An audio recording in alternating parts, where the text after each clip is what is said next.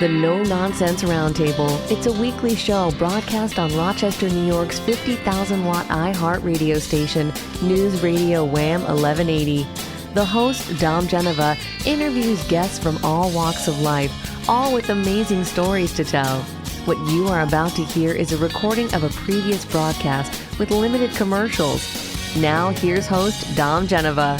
This is Dom, and I'd like to give you a little bit of a heads up about this show that's coming up and what it's all about. I interviewed Jack Palvino, who we just lost, in the summer of 22. And next week is going to mark our 7th year on the air. And if this isn't the best show we ever recorded, I don't know what is. Jack was a giant in the broadcasting business. As a disc jockey, as a station owner, as a mentor to so many different people. And I'd like to add a gentleman of the highest order. Jack, although he achieved what he achieved, treated me like an equal, and you're going to hear that in this interview. And frankly, I didn't do all that much with this interview other than say to Jack, how are things going? And you will appreciate this, I know. So take my performance with a grain of salt, but listen to Jack. This interview is really a gem. Well, welcome everybody to another edition of the No Nonsense Roundtable. I'm Dom Geneva, your host, every Saturday right here on News Radio Wham 1180, and all the past shows are on NoNonsenseRoundtable.com. And the show is people you know and people that you want to know about, and I have somebody today who fits both those categories. I would say he's somebody that if you are our age, my age, you would know him because he was a very popular disc jockey in the early 60s. And if you are a younger age, you need to know him because he not only was a talent back then, was a talent for 20 years as a disc jockey, right, Jack? Right. And from there pivoted to being an entrepreneur of a very large company, and it's a fascinating story. So it works on both different ways, and I have the honor of having Jack Palvino here with me today. Jack, thank you for being here. I mean, you're the professional of professionals. I am humbled to be able to be here with you. Well, I'm honored. I thank you very much for having me here, Dom. Most people have forgotten me. well, you know, when they do that when you're in your 20s, you have a problem. At your age, you know, you get the benefit of the doubt here. But one of the reasons I wanted to have you on the show, in particular, it's a very entertaining story, and it's a very, very important thing for people to know about what life was like in entertainment and radio going back years ago. You know, we talk these days about people that are on the internet, influencers, people that the young kids look up to. And back then it was, you know, it's almost like, I think it was like the Camelot days of radio, where the disc jockey was more than just somebody who spun records and just gave you the time and temperatures. You know, certainly there were those guys, but there were those guys that you gravitated to, you listened to, and even the music back then. You had, you know, protest music and whatever, and you know, I'd like you to explain that to people. Let's relive a little bit of that from the day. Oh, that's fun. I'm 12 years younger than WHAM. So when I started in radio in 1958, and I lasted until 1998, you have to understand there was no Wi-Fi. There were no iPhones. There were no TV stations. Rochester had 2, and they went off at midnight after playing the national anthem. Radio and newspapers were king. I'm blessed to have been able to be in broadcasting starting in 1958. We were kings. We could go down to Don Sunoco on Monroe Avenue, never had to pay for gas. We would go to the Powers Hotel. Come on in, Jack, lunch on us. We were kings. TV was not even with us. I think Don Elhart was in diapers at the time. I think people don't see the similarity, or they don't know the similarities between then and now. I mean, now you have these influencers, you have people that are popular on TV, and they get all this press and whatever. Back then, it was your local, fella or gal on the radio. Radio was it. That's what you listened to for all the news. The newspaper was what you read for all the other news. Whereas now there's so many platforms with all the Wi-Fi's and everything else, all the computers that people have, it has become splintered over the years, unfortunately. And radio was king when I was young, and we absolutely loved it. Well, back then, you had three TV stations, even if you had the three TV stations, and they signed off it. Well, I mean, Johnny Carson would be on, and then you would have this test pattern, and for some reason there was an Indian in the middle of the test pattern. Yeah. You remember that, right? Yeah, I do remember that. I don't know why they did that, but it was totally different back then. But communication was, the big tech was having a 10 transistor radio. Yeah, that's right. Transistor radios were the newest fad, and they caught on like crazy. I could remember way back when, in the early days of radio, I have been really honored to be with Rochester's top 3 historical stations, WBBF, WBOR, and of course WHAM. And when we started, BBF stands for Bernard B. Foreman.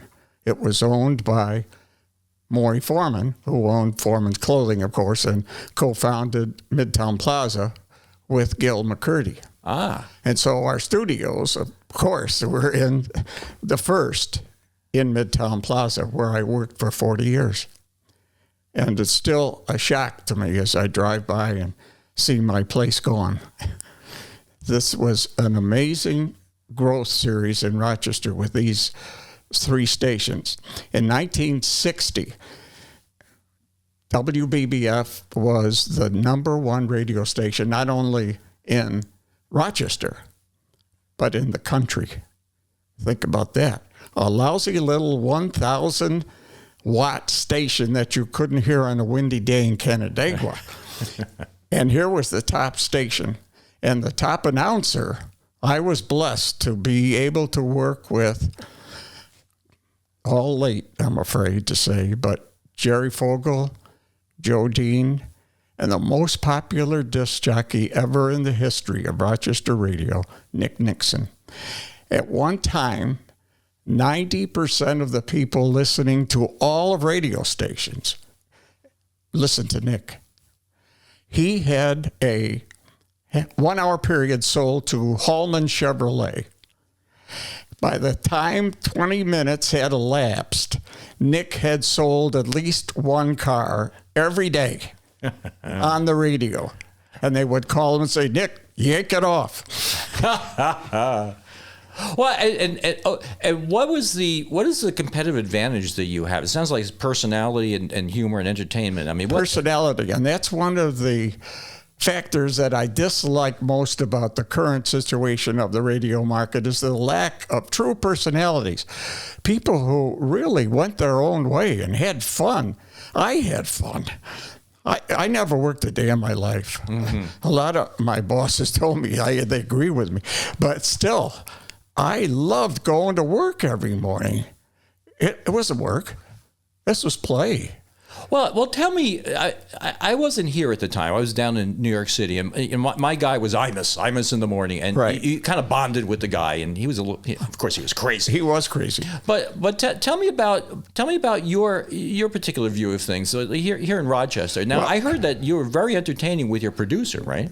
Well, my producer was the late, great Don Ariano, an engineer with a great sense of humor. And he spoke to me like a ventriloquist through voices that he had lifted off CDs and albums. And we could carry on a total conversation without him moving his lips, and we could go on for 10, 15 minutes. I would never know what was going to hit me when I got to work in the morning at 6 o'clock, but it kept me on my toes. I remember one morning opened up and said, with Don Rickles' voice, "Oh, wow. here's the idiot again for another day. And I had to be ready to come back with it. BBF was so popular. The beauty of radio is that it is the theater of the mind. It creates mental pictures that you cannot create, even in TV. Yep. Because the mind is such a wonderful painter. Mm-hmm. On April Fool's Day of 1960, we introduced on my morning show electroodoronics. And we said, through some friends in Canada, we had imported a new technology so that not only will you be able to hear radio, but starting at 7 o'clock tomorrow morning on my show, you'll be able to smell it. Now, we've called the Rochester Fire Department, and the Rochester Fire Department has assured us that they'll have engines standing by in case of a malfunction. We've called the police department. They are on standby in case of an insurrection. But if you will stay with us, we'll try to get through this together. So I started the countdown at 6:30 a.m., 10, 9, 8. So finally, we got to 7 o'clock. And all of a sudden, you hear the sound of a coffee pot percolating. And now I said, all of you listening, Henrietta, Grease, Hilton, if you would tell me when you smell the coffee. Well, we had a lady who listened every day. Her name was Mrs. Lavecchi, nice Italian lady. She said, Jack, I'm a hear that. I smell it too. And I'm in Henrietta. Another one called from Hilton. Jack, this is Louise. I don't smell a damn thing. I said, Louise, oh, you know where you are in Hilton is right behind the Chase Tower. It's got to go right around that tower before it gets to you. Call me back when you smell it. Sure enough, an hour she called back, Jack, I smell it. This is what radio can do. And we did it. And for an hour and a half, we had Rochester going. And then we said, finally, April Fool. That is the beauty. What a great story. It's the beauty of radio. War of the Worlds with smell. Well, we have to take a break right now, and we will be back right after this. This is Dom Genova for my friend John Myers. He owns Myers Creative, but he also owns Life Interviews. Interviews, just the way it sounds. Go to lifeinterviews.com and see their program. Imagine if you could hand down more than photo albums and boxes and mementos to your family. How about a video of you and your story? It's wonderful. People go online to get their DNA. How about passing down your image and your story? Lifeinterviews.com, just the way it sounds, interviews. This is Dom Genova for my friend Jim Shelley and his Fanatics Pub and Blue Stage in Lima, New York. You go up 390 or down 390, but once you get to exit 10, you just go east a couple of miles and you're there to Fanatics Pub and Blue Stage. He has great shows. You can see him on fanaticspub.com. Get your tickets. They're all reserved. They're all very reasonable, and it is a great place to have a bite. Fanatics Pub and Blue Stage in Lima, New York. Fanaticspub.com. Well, welcome back. We're listening to a interview that I did in the summer of 22 with Jack Palvino, the wonderful smiling Jack Palvino. Well, welcome back to the No Nonsense Roundtable. We're talking today with Jack Palvino, and I would call you the Dean of Rochester Broadcasting. Well, it actually goes beyond that. We're going to be talking about the group that you owned for quite a while. But one of the things I like to ask people in your line of work is that you must have come across some very interesting characters in your day. Yes, I have and did. The three presidents I met were President Carter and President Nixon and President Reagan, who was stiff as a Marine colonel. Really? As he spoke at the War Memorial, and I was seated right behind the president. And he referred to our hockey team, instead of the Rochester Amerks, as the Rochester Amerks. So I leaned up to try to say, Mr. President, it's pronounced Amerks. As I tried to lean forward, I noticed over my left shoulder a gun barrel from the Secret Service gentleman who was seated behind me at the time. After that, I didn't move. He can pronounce it any way he damn well say pleases. Whatever you want to say. And President Carter, when he visited, he being a graduate of the Naval Academy and a bright man, engineer, he was more interested in my engineer, Don Ariano's dials in the control room, than he was with anything else on the radio station. And I asked him, can I play a record for you? He said, oh, yeah, play me a song, would you? I said, what would you like to hear, Mr. President? The Traveling Man, the Allman Brothers, My Neighbors. Really? Yes, and I played it for him. Couldn't say no. He was the president. No, I would have expected he would have wanted something country rather than the Allman. I love the Allman Brothers. Well, sure. Yes, absolutely right. Yeah, and President Bush had a local fundraiser, won a toaster, courtesy of Chase Bank at the time. And I said, congratulations to you, Mr. President. He said, well, wasn't this worth the trip to Rochester? So have some wonderful private moments with presidents, indeed. And you have a Ray Charles story, right? Oh, yes, many of them. I was emceeing at the Auditorium Theater, and just before we were about to go on, Ray said, Mr. Jack, would you ask my manager to, he called me Mr. Jack, would you ask my manager to leave the room, please? So I did, and he left. He said, would you sit next to me and open that little valise at the floor? I said, sure. He said, would you count the money in there for me, please?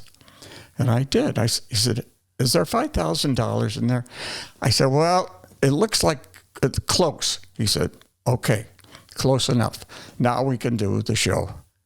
I didn't realize why he did that until I saw the movie Ray. Yeah. His managers had been stealing from him left and right. So whatever city he went to, he would ask the DJ, and Rochester was me, would you please count the money so no one takes it from me? Yeah. That was Ray Charles. Yeah, he trusted you. More than anybody else. And I only met him 24 hours ago. Yeah. What a talent. Do you meet somebody whose personality surprised you either for the better or the worst? Well, quite a few, but one of the cutest was we had a record hop at Charlotte, and Brenda Lee was the star. Uh-huh. And so her mother was the chaperone. Her mother came over, and I said, how old is Brenda? She said, well, she's 8, 9. She's going to be 9 next. I said, okay, so what kind of fee would you like? She said, Brenda likes what all those people are eating over there. Oh, I said, you mean an Abbott's custard? We all love that. Oh, yeah. So Brenda Lee's fee was a custard from Abbott's. Oh, that's sweet. How old do you say she was? I think she was 10. Really? Yeah. Oh, my. Young real youngster. Yeah, even at that age. Oh, yeah. Yeah. Now you got a chance to have people on air quite a bit. Is there a particular story that pops out at you? You know, somebody's life story. Well, there are a lot of them, but among the people that I was really impressed with were Red Barber. Oh, I love Red Barber. Yeah, one of the greatest broadcasters ever, and he came on the show and had just a wonderful discussion about jobs in life, and how if you love your job, you never have to work a day in your life. He said, like what you're doing here. Yeah. I said, I love it. He said, I know.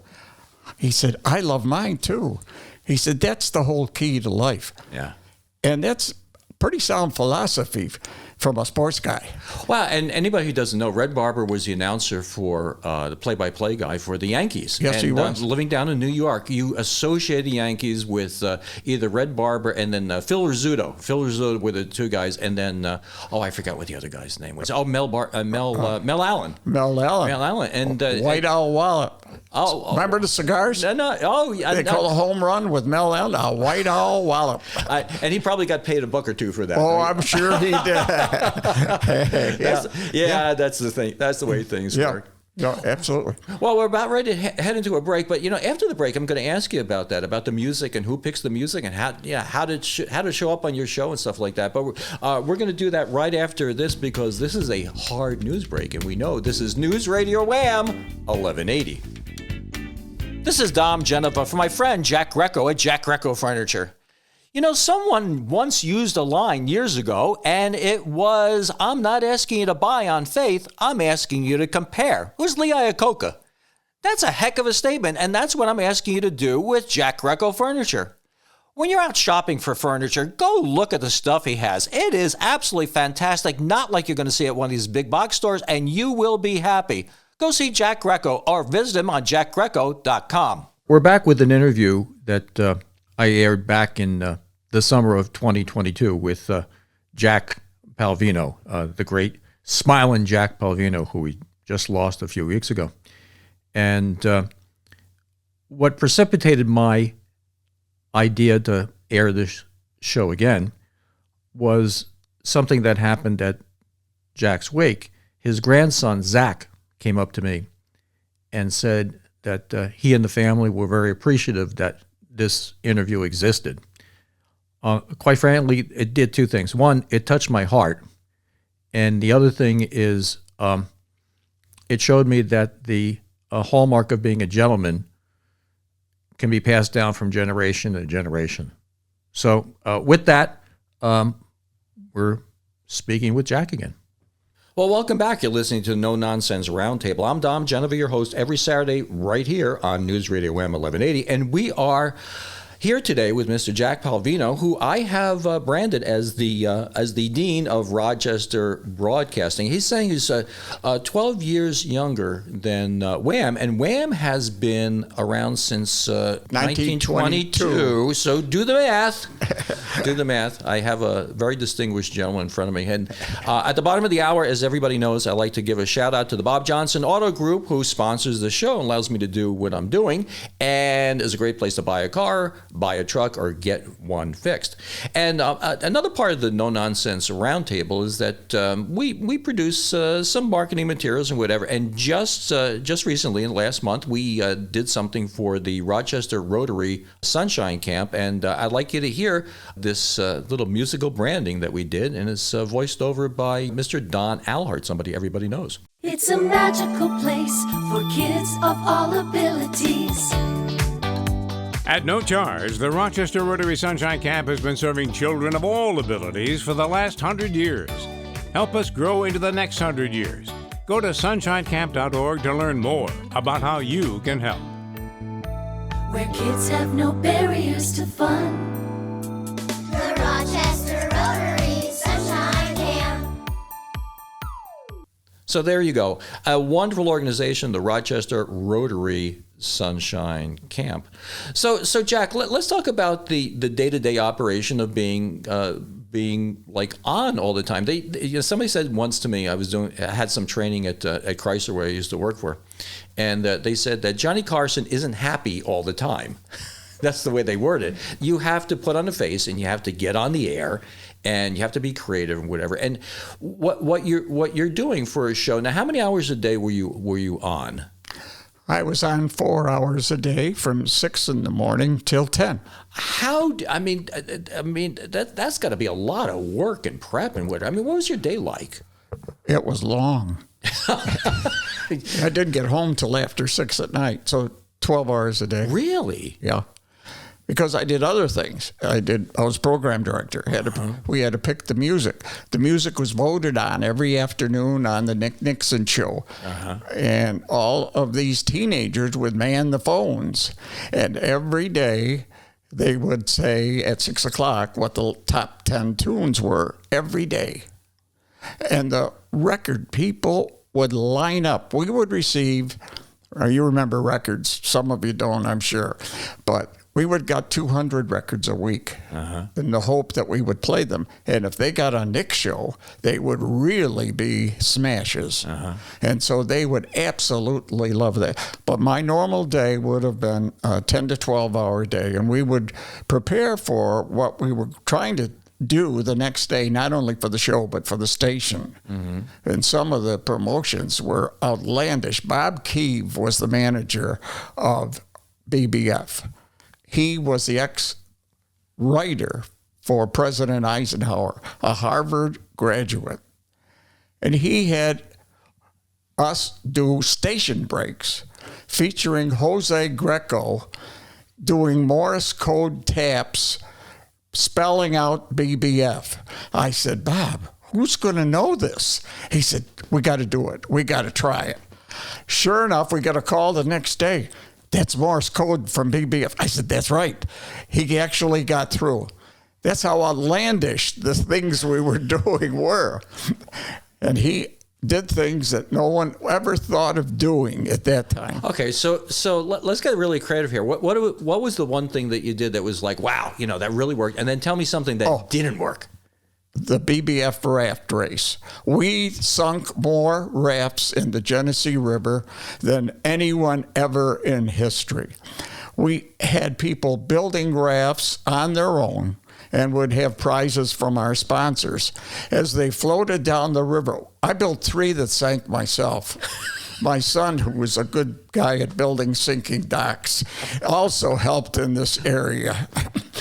And it was an incredible, and finally the sheriff's department quietly said, guys, cool it with the raft races, will you please? We're sick of picking people up out of the river in Genesee Park. So we killed the raft race. The EMS people must have been really delivered with you. They were furious with us. This sounds like something from WKRP. Yeah, it's very similar. With the turkey drop. Yeah, right. Same thing. So tell me something that was really successful. You were number 1 in the ratings and whatever. So it had to take some work, right? Oh, the main thing was the connection with the audience and station editorials, and traffic helicopter, Officer Gare in the air, Gary Chard, and a couple of times in the late Ron DiCerio. So we were the first to have helicopter reports in Rochester, and they were just a smash. Now, later in life, we tried that as we formed a company and purchased a radio station in Buffalo. Bombed. Couldn't care less. Yeah. People said, forget it. Traffic, we'll find our own way. In fact, everything we did in Rochester, editorials, we had great commentators like Dick Tobias, the most unforgettable character I've ever met in my life, and a wonderful newsman. He got into a fight with Santa Claus and hit him at our Christmas party after a couple of Manhattans. He was a curmudgeon. Well, that was before cell phones, so I'm sure you didn't have a recording of that. No, we don't. No, we don't. But everything we tried in Rochester that worked didn't work in Buffalo. Isn't it amazing? I mean, they all have their own kind of planetary system, Yes, absolutely right. So you went on. I talk about people pivoting. You had a career. Now, the question I always ask, though, I ask a lot of times, is that what did you want to do when you were very young? I mean, Don Alhart wanted to be in broadcasting since he was very young. Now, you kind of pivoted because you went to school for law school for a while. I did. So I always wanted to be a broadcaster.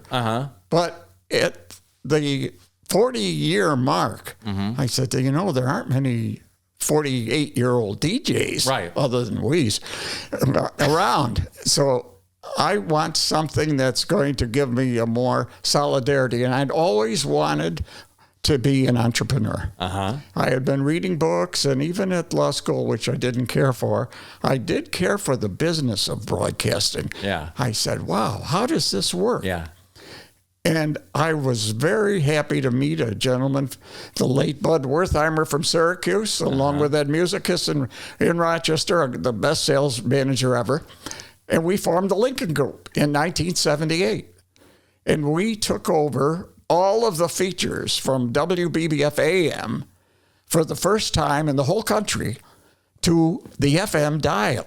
And within 2 years, we were the #1 billing and #1 rated station in Rochester. And we knocked off WHAM. Yeah. So 2 years later, we got a call. Guys, Mr. Rust would like to talk to you about purchasing WHAM. And so we purchased it in 1985. And here it is, the same station we've just knocked off that we have to now recreate. And it really has been the most favored station in all of our 7 stations. It is like a museum. We have pictures of Babe Ruth at the Wham microphone and Stronger Carlson going all the way through the years to right now where Wham has existed. And in broadcasting, longevity is success. Well, I have this statement that some organizations, businesses have woven their way into the culture of Rochester. You know, the Red Wings, the Eastman Theater, even Wegmans, and certainly Wham is right up there in the forefront. And we are ready to head into another break, and we're going to talk more about this entrepreneurial spirit that you have when we come back. This is Don from Martinizing Dry Cleaning in Fairport. Todd, the owner, was a corporate guy just like me. Left his corporate job to start his business, Martinizing Dry Cleaning in Fairport. And boy, what a great business it is. He picks your clothes up and drops them off, which is really great, especially now that the weather's getting the way it is. I have to tell you, they have a 4.9 rating out of 5 on Google. Go see them. 425-4242. 425-4242. I use them. You should too. Well, welcome back. We're listening to a interview that I did in the summer of 22 with Jack Palvino, the wonderful Smiling Jack Palvino. Well, welcome back. You're listening to the No Nonsense Roundtable. We're here with Mr. Jack Palvino, and besides being a fellow that was a disc jockey, entertainer, somebody who managed a studio himself at WHAM and WBBF, you also became quite the entrepreneur. You remind me a lot of another guest that I've had on a couple of times, which is Phil Saunders. And Phil Saunders, of course, everybody knows Phil. Yes. He started... Good man. Oh, great man. The School of Business at RIT is named after Phil. Mm-hmm. And that same entrepreneurial spirit where you chart your own course, and it went from your corporate job into owning the stations that you did as Lincoln Group. So let's learn a little bit more about that. It's really the beauty of this great country of ours that people like me, as the son of a plumber in Arundecoit, can turn into a broadcast owner and succeed. And I believe that in broadcasting, it's such a difficult and shaky path because you're talking about intangibles, unlike a lot of other businesses which have a building and have this and have that. We had all kinds of opportunities in 1978 that we thought were incredible. One was the fact that FM radio had been totally ignored. Mm-hmm. Everybody had an FM, but no one knew what to do with it. And it was on elevators, Muzak, and it was in hard rock stations like CMF. But other than that, people said, what are we going to do with it? So I was having a little breakfast at the Manhattan restaurant on East Avenue, and I love blueberry muffins.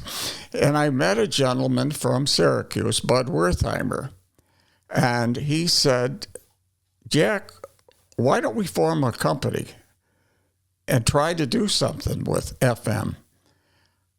And he said, I'll handle all of the finances, and I'll take care of the engineering. You do the programming and sales. And we're not going to step on each other's toes. And we never did for 20 years. A Dartmouth graduate with a master's and doctorate degree. Mm-hmm. Brilliant man, absolutely brilliant, and honored to be his partner. He said, why doesn't FM do what AM did? I said, I can't answer that question. There's no reason. We can't have traffic helicopters on FM, a Dick Tobias commentary on FM. live DJs on FM. Let's try it. We had 9 employees. We ranked number 15 in the 13-station Rochester broadcast market. Nobody was listening to WVOR 100.5. Blended music, they called it. We went to solid gold music, gold records that had sold 1 million copies each. That's all we played with live DJs. And then we set up the Heart of Gold Charitable Foundation through my late brother's law firm, Harder, Seacrest and Emery, adjusted all of this so that as we progressed by adding all these features, we could measure how they were doing. Well, sure enough, in about a year, we were the top station in the whole market. And all of a sudden, people from all over broadcasting. Rochester was approached by the Radio Advertising Bureau, the NAB, National Association.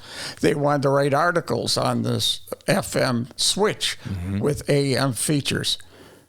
And so they wrote a couple articles on us for national publications, In Search of Excellence, they called it. We then started spreading out. We purchased WBUF in Buffalo, and as I mentioned, nothing that we tried there worked because we copied Rochester. And then we went to WXK in Salem, Ohio, a little country station. What a wonderful little station that was. Did nothing but sit there and make money for us. So, I mean, there's a couple of things you said here that kind of stood out with me. Is that you and your partner had different talents. Yes. And that's the key to anything. It's the key, I think, as a key to marriage, as a key to sports club, whatever, is not stepping on each other and realizing what your limitations are.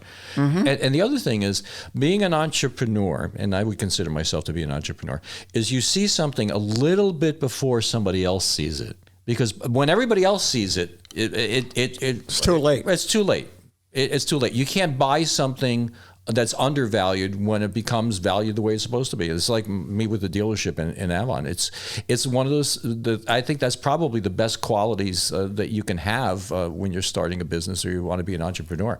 Now, the Lincoln Group got pretty big, but then you got to the point where you divested yourself of the Lincoln Group, all told, right? We didn't want to. In 1996, the FCC passed the Telecommunications Act, which allowed radio operators to purchase more than 1 or 2 stations in the market. 1 AM and 1 FM, that's all it used to be.